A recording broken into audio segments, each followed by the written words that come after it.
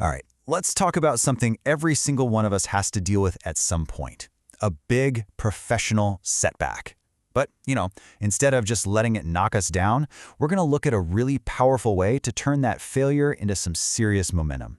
It's called the Phoenix Protocol, and honestly, it's a total game changer for how you handle this stuff. Oh man, we have all been there, right?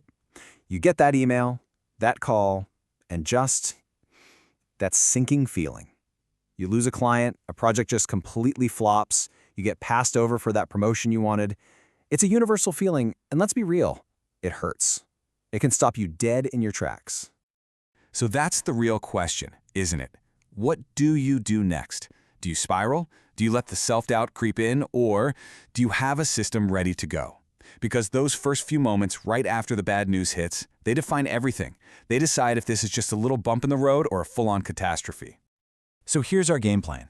We're going to start with that initial punch, what it feels like. Then, we'll talk about how to reframe failure as a real opportunity. After that, we dive into the 3 core steps: the strategic pause, the ruthless pivot, and the 7-day momentum.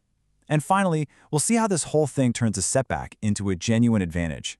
This initial punch, it does way more than just sting our pride or hurt our bank account. It wakes up our absolute worst inner critics. And if we don't handle this moment the right way, strategically, it can poison our mindset for days, maybe even weeks.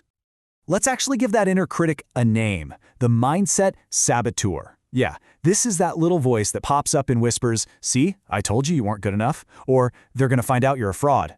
The entire point of this Phoenix Protocol is to have a battle plan ready to shut that voice down before it can take over.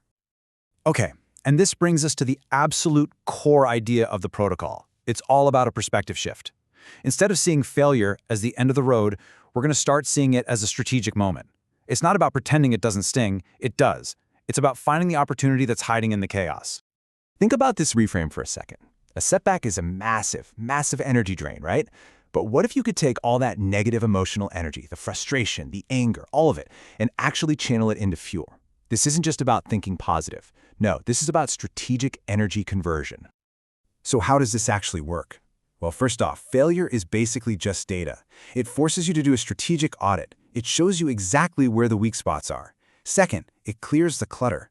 All of a sudden, those little low-priority things, they don't matter anymore. It forces you to focus. And finally, all that raw emotion, when you channel it, becomes incredibly powerful fuel for your next big move. All right, so let's get into the protocol itself. It's actually a really simple 3-step process. It's designed to take you from that emotional, reactive state to a strategic, action-oriented one in less than 24 hours. The pause, the pivot, and the momentum. Let's break them down. First up, the strategic pause. This step is all about dealing with that immediate emotional gut punch. Instead of trying to bury the feeling, or worse, letting it run wild all day, you're going to give it a very specific, contained space to exist. And that space is exactly 60 minutes. That's it. Not the whole day, not the weekend, just 1 hour. And that constraint is what makes this so manageable. The rule is, as soon as you get the bad news, you schedule this hour. Immediately. For those 60 minutes, you are officially allowed to wallow. Be mad. Be frustrated, journal about it, call a friend to vent, whatever you need to do to process it. By putting it in a container like this, you stop it from spilling over and ruining your entire week. Then, after 60 minutes, it's over. Time to move on.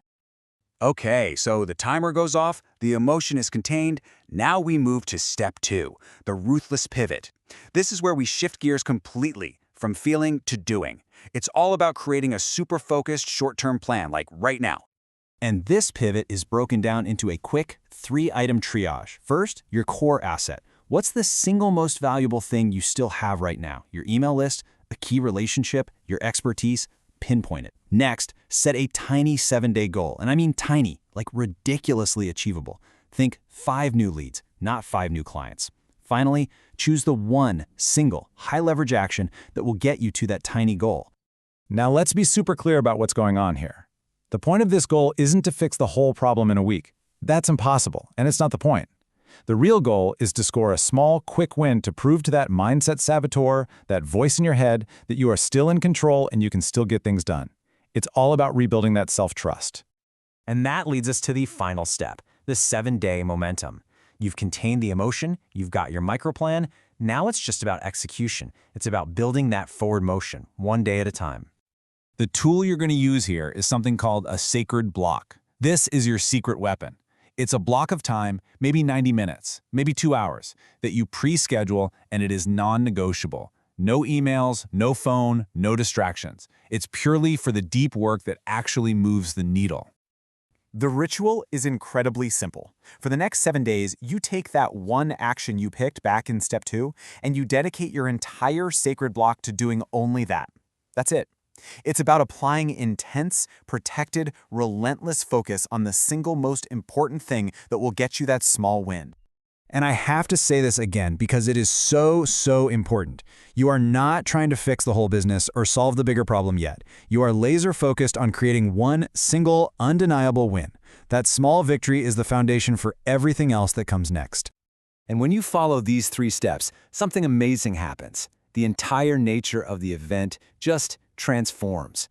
What started as a total gut punch, a moment of failure, it actually becomes a testament to your own resilience and your strategic mind.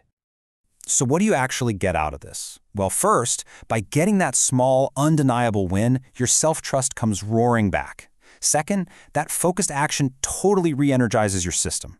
And maybe most importantly, you've created real, actual momentum that you can now use to tackle the bigger recovery. You're not stuck anymore. You are moving forward. I mean, this quote just absolutely nails it, doesn't it? It's not about whether you get knocked down. You will. We all do. It's about how fast and how smart you get back up. That's what separates the best from the rest. So I'll just leave you with this question to think about. You don't have to wait for a disaster to use this kind of thinking. Right now, what is one small, undeniable win, could be professional, could be personal, that you can commit to making happen in the next 7 days to build your own momentum. Thanks for tuning in.